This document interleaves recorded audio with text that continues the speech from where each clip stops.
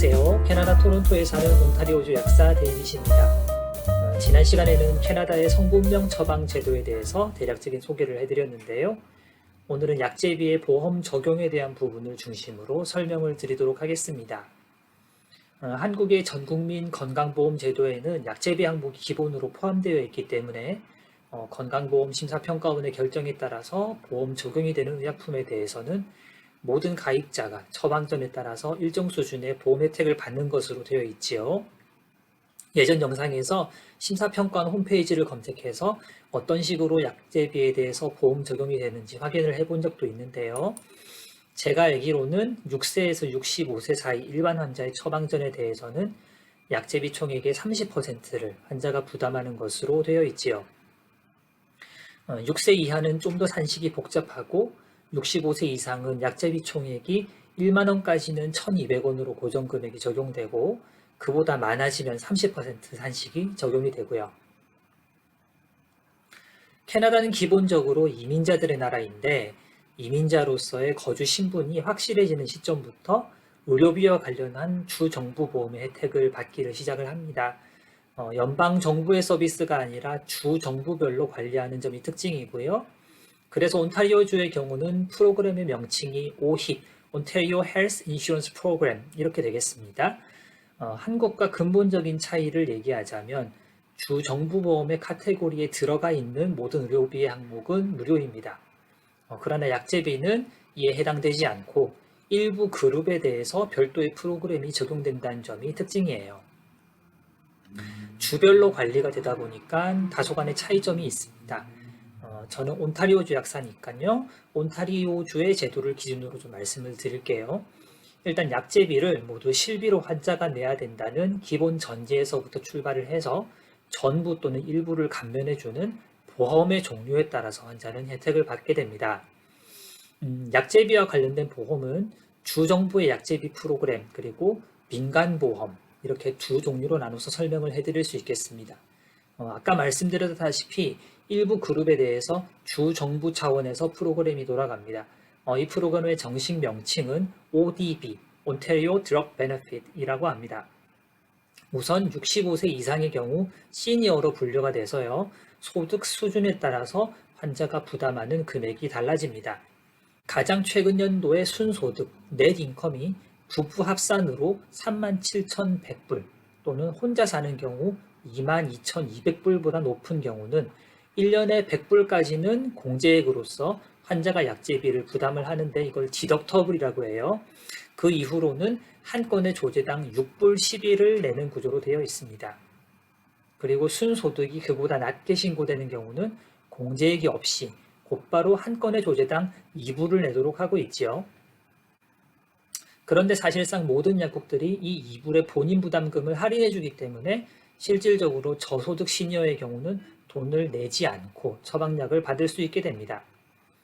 고소득층도 마찬가지로 2불을 할인해서 사실 건당 4불 11을 내게 되지요. 다만 모든 처방의약품이 커버되는 것은 아니고요.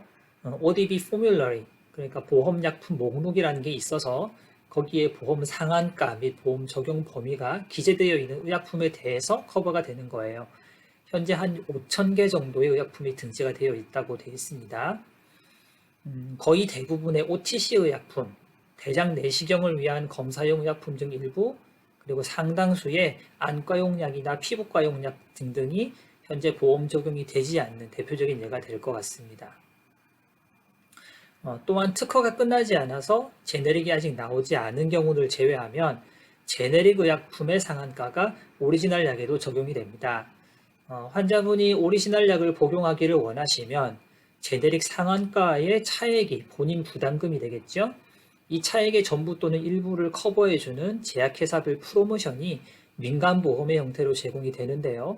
환자가 그 프로그램을 찾아서 조제 시에 약국에 보여주거나 약국에 이미 비치되어 있는 프로그램 코드를 적용하는 식으로 해서 추가로 청구를 하면 정부보험과 코디네이션을 해서 할인을 받을 수가 있습니다.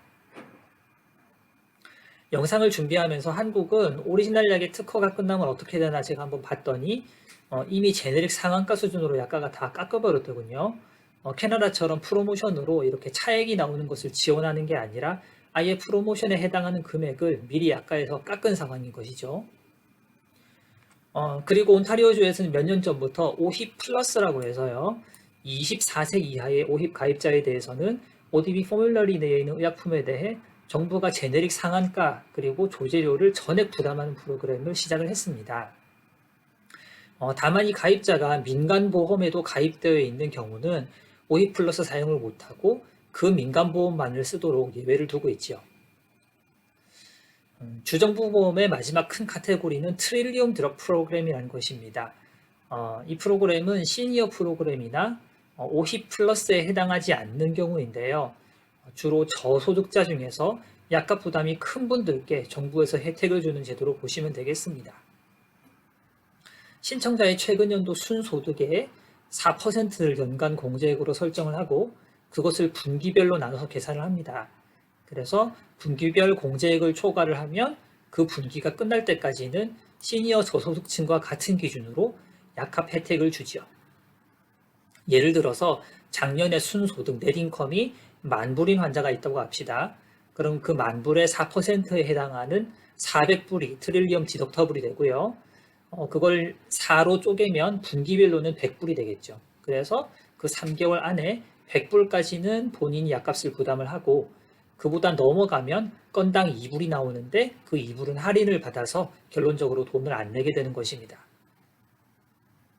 자, 이와 같은 주정부 프로그램, 시니어 프로그램, 50 플러스, 트릴리움, 제가 말씀드린 이 세 가지 모두에 해당하지 않는 경우는 민간보험을 통해서 혜택을 받습니다. 이 민간보험은 환자 본인이 다니는 직장에서 단체보험의 형태로 제공되는 경우가 대부분인데요. 저도 약국 오너십으로부터 단체보험 혜택을 제공을 받아서 월 보험료의 절반을 본인 부담으로 해서 이용을 하고 있습니다. 민간보험은 보험회사별로 커버리지 및 의약품 목록이 다 조금씩 다르기 때문에 건별로 본인 부담금이 나오는 경우도 많이 있습니다. 만약에 단체보험도 없는 경우는 환자가 개별적으로 보험사와 연락을 해서 민간보험을 가입할 수도 있는데 아무래도 가입자 본인이 월 보험료 전액을 부담하는 구조인데다가 이런 민간보험의 가입을 개별적으로 하기 위해서는 본인의 건강 상태에 대해서 적격 여부를 심사하는 경우가 많기 때문에요. 케이스가 그렇게 많지는 않은 것 같습니다. 아까 말씀드린 50 플러스의 경우를 제외한 주정부 프로그램 가입자 중에서 민간보험도 같이 갖고 계시는 분은 먼저 주정부 보험을 먼저 청구하고요. 그리고 이어서 민간보험을 청구해서 전산적으로 코디네이션을 받을 수가 있습니다. 근데 보험회사별로 그 코디네이션의 적용 산식이 조금씩 다르기 때문에 청구할 때 추가로 혜택을 볼 수 있거나 오히려 본인 부담금이 더 늘어나는 경우도 있기 때문에 약국에서 실시간으로 청구할 때 환자에게 손해가 가지 않도록 주의를 기울이는 것이 약사가 해야 될 또 중요한 역할 중 하나가 되겠습니다. 네, 오늘은 이렇게 온타리오주 기준으로 캐나다에서 의약품 보험이 어떻게 적용되는지에 대해서 종류별로 설명을 좀 드렸는데요. 다음 시간에는 조금 더 디테일하게 들어가서 실질적으로 환자가 부담하는 비용 측면을 사례를 중심으로 설명을 해보겠습니다. 궁금한 점 있으시면 댓글 달아주시고요. 구독, 좋아요, 알림 설정 부탁합니다. 감사합니다.